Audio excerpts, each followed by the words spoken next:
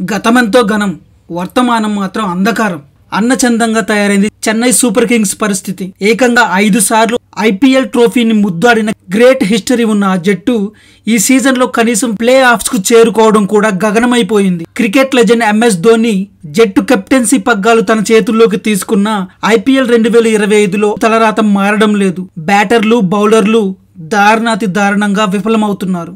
CSK ఆటగాళ్ల performance చాలా పేలవంగా ఉంది. ఆ జట్టు గెలుస్తుందన్న నమ్మకం కూడా కుదరడం లేదు. అందుకే ప్రపంచవ్యాప్తంగా ఆ జట్టుకు ఉన్న ఫ్యాన్స్ తీవ్రంగా నిరాశ చెందుతున్నారు. సరే, అయ్యిందేదో అయ్యింది, ఇక మీదటైనా ఆ జట్టు పుంజుకుంటుందని ఆశలు పెట్టుకున్నా చేతులు కాలేక ఆకులు పట్టుకోవడమే అవుతుంది. ఎందుకంటే Chennai super Kings play of అవకాశాలు దాదాపుగా మూసుకుపోయాయి. ఏప్రిల్ 20వ తేదీ వరకు 8 మ్యాచ్లు ఆడిన ఆ జట్టు కేవలం 2 మ్యాచ్లే గెలిచింది. వాంకడే స్టేడియం వేదికగా ముంబై ఇండియన్స్ చేతిలో ఓడిపోవడంతో మొత్తం 6 ఓటములను మూటగట్టుకుంది. కేవలం 4 పాయింట్లతో ఐపీఎల్ 2025 సీజన్ పాయింట్ల పట్టికలో చిట్ట చివరి స్థానాన్ని మరింత పదిలం చేసుకుంది. ఇక ఆ జట్టు నెట్ రన్ రేట్ విషయానికి వస్తే -1.392గా ఉంది. టోర్నీ ఆడుతున్న అన్ని జట్ల కంటే ఇదే అత్యుల్పం. ఇప్పటి వరకు ఉన్న గణాంకాల ఆధారంగా Chennai super Kings play of అవకాశాలను విశ్లేషిస్తే గ్యారంటీ లేని ఒకే ఒక్క మార్గం కనిపిస్తుంది. అదేంటంటే మిగిలి ఉన్న 6 మ్యాచ్ల్లోనూ ఆ జట్టు గెలవాల్సి ఉంటుంది.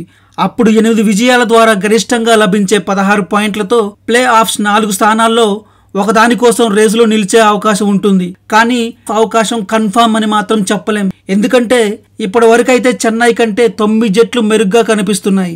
ఇప్పటికే 10 పాయింట్లు సాధించిన జట్లు ఏకంగా 5 కనిపిస్తున్నాయి. 10 పాయింట్లు లేకపోయినా ముంబై ఇండియన్స్, నైట్ రైడర్స్ జట్లు కూడా ప్లే ఆఫ్ రేసులో మెరుగ్గా కనిపిస్తున్నాయి. ఇప్పటి వరకు టాప్ 5లో ఉన్న జట్లు మరో 3 విజయాలు సాధించినా చెన్నై సూపర్ కింగ్స్ అసలు పోటీలోనే ఉండదు.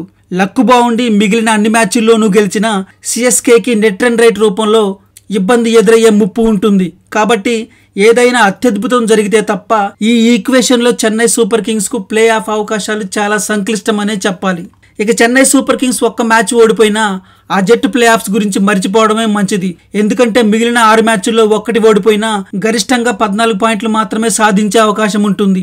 ఈ సీజన్ లో జట్లు హోరాహోరీగా తలపడుతున్న తీరు చూస్తుంటే 14 పాయింట్లతో ప్లే ఆఫ్స్ లో చోటు దక్కించుకోవడం చాలా సంక్లిష్టమని క్లియర్ కట్ గా అర్థమవుతుంది.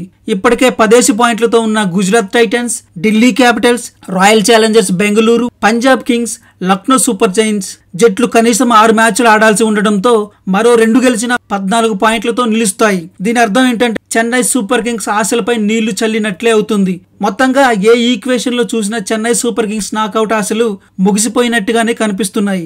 అనధికారికంగా టోర్నీ నుంచి నిష్క్రమించిన తొలి జట్టుగా చెన్నై ఏనని అనిపిస్తోంది. చెన్నై సూపర్ కింగ్స్ తన తదుపరి మ్యాచ్ల్లో Sunrisers Hyderabad, Punjab Kings, RCB, Kolkata Knight Riders, Rajasthan Royals, చివరిగా మే 18న గుజరాత్ టైటన్స్ తో తలపడనుంది.